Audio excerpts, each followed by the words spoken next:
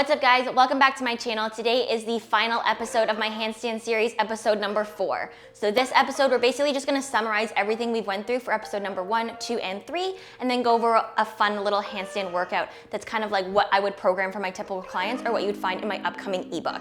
So first, let's get started with episode number 1 and just kind of summarize some of the key elements that we went over and what's important about your proper warm-up and core activation. So one of the key elements from episode number 1 was just proper warm-up of our wrists. A lot of the time when beginners are first starting their handstands, you complain about sore wrists or just feeling complete fatigue and scared that you're gonna just overwork them. So to prevent injury and how to bulletproof your wrists, the best exercise, and one of my favorites, is just putting down your hands palm side up, or pushing up into a nice tight fist into a stacked position and then back down. Again, depending on where you're beginning, you can put full weight off or more weight onto your wrists as you see fits. This one is really great because as you progress into P-bar handstands, you're already in a stacked position and know what alignment you should have from your thumb all the way to your forearm. The next drill that we're gonna do that I didn't show in the first episode, but is also one of my favorites, is just practicing full weight on your hands, nice and straight.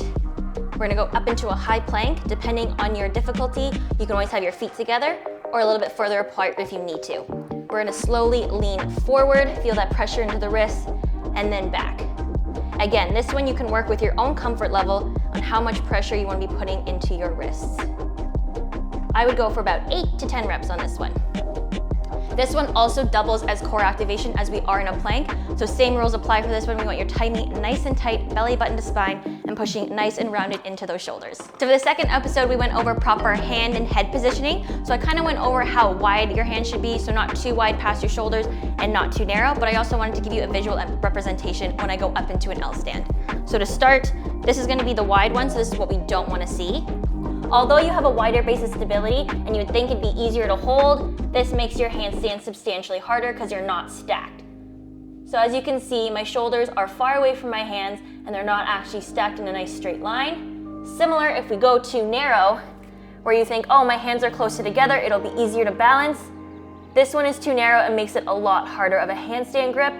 Rather, we want to see them right, stacked underneath your shoulders, giving you the potential to push up into your shoulders and feel the grip into the floor and hold.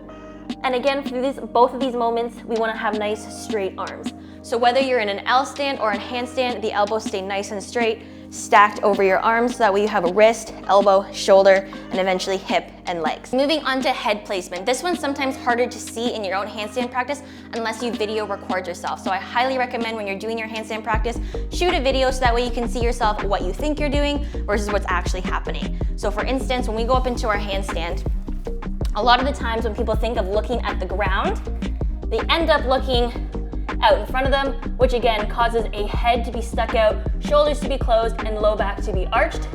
But then as soon as you try to tuck your head in and look between your hands, a lot of people look and completely look through their arms, and in which case, yes, you're stacked, but in terms of balancing, this is a lot harder. So you wanna make sure that you're pressing up in your shoulders, ears are covered, and just your eyes are looking at your hands, and you can have complete control to balance and to hold yourself. And slowly come down. So the importance of the head position completely dictates your entire body alignment. Once the head is stuck out, usually the arms will close, the shoulders will be too far forward, and then your low back will arch in order to have counterbalance. So the third piece of episode number 2 was just talking about overall body alignment, making sure we're nice and stacked and we have no banana backs or piked hips in our handstand. So to show you the difference between the two and to kind of elaborate a little bit more, we're gonna kick up into our handstand. So to have a banana back, you'd be balanced this way. As you can see, my head's way stuck out, my shoulders are leaned forward, and my back is arched. Instead, we want to push up nice and tall and squeeze. On the opposite side, piked hips is also another position we all like to hang out in, just because it's a little bit easier. Instead, we want to squeeze and push up nice and tall in our handstand, and then come down.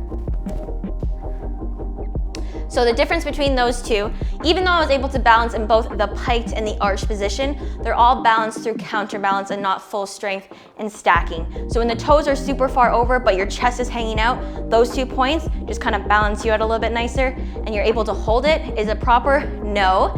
So that's why we want to practice nice stacked lines. So from toes all the way to your wrist, you see a nice straight line. Similar with the piked handstand, if your toes are over here and your shoulders are leaning forward, Yes, it's easier to balance, but it's not a proper straight line, and both positions will end up making it very hard to progress to anything like a press to handstand or a handstand push-up.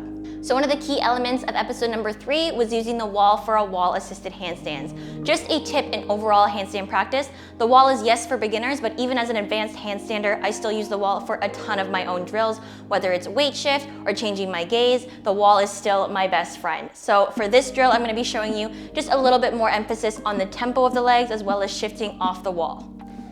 So we're gonna have our hands placed flat on the ground, knees coming up, walking into our handstand. One leg will shoot up just like our regular one. Adjust palms if needed.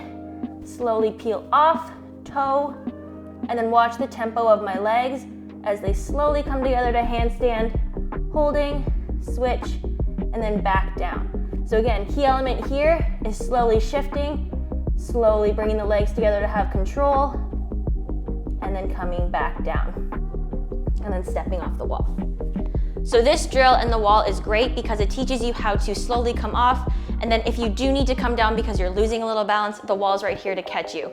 So the wall is a great form of self-spotting if you don't have someone in the house or wherever you're practicing to hold your legs and kind of give you into that handstand position. The last part of episode 4 is just going over how to program your handstand practice. So yes, we've gone through all of the fundamentals, but how do we apply all these drills and stretching and activation into the perfect program? So my 2 top tips in terms of programming your handstand practice is to 1, focus on your mobility just as much as your strength training. Just like any other program, as you get stronger, you want to make sure that you're focusing, yes, on stretching. So the things we're going to focus on are hamstrings, glutes, lats, shoulders, and our wrists. This is all to help prevent any injuries happening.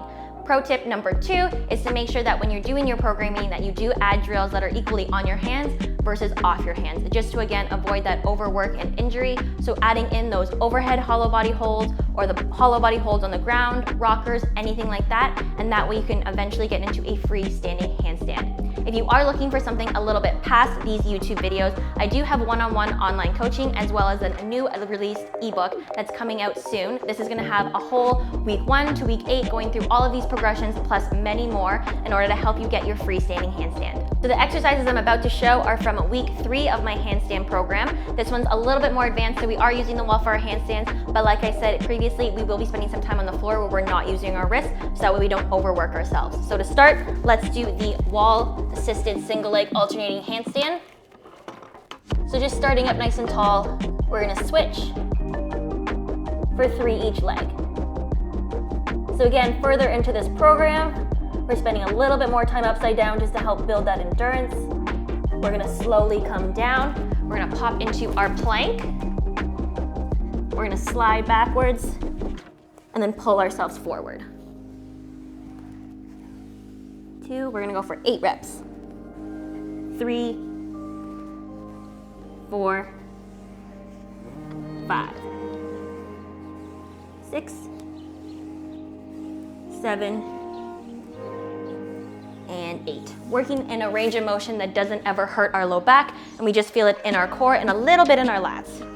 Moving to our next drill, which is minimal time on our hands, we're gonna go into our wall kick-ups. So standing up nice and straight, going to the wall, heading back down. So we're gonna go for 5. 2, 3, staying nice and tight, nice straight legs, weight into the fingertips. 4, last one, nice and tight, and then 5. Typically you would do this circuit for 3 rounds. For this video, we're only do it twice. So give yourself a quick little breather, making sure that you're giving yourself a little bit of time in between. Roll out those wrists, take some deep breaths, and we'll head into circuit 2. So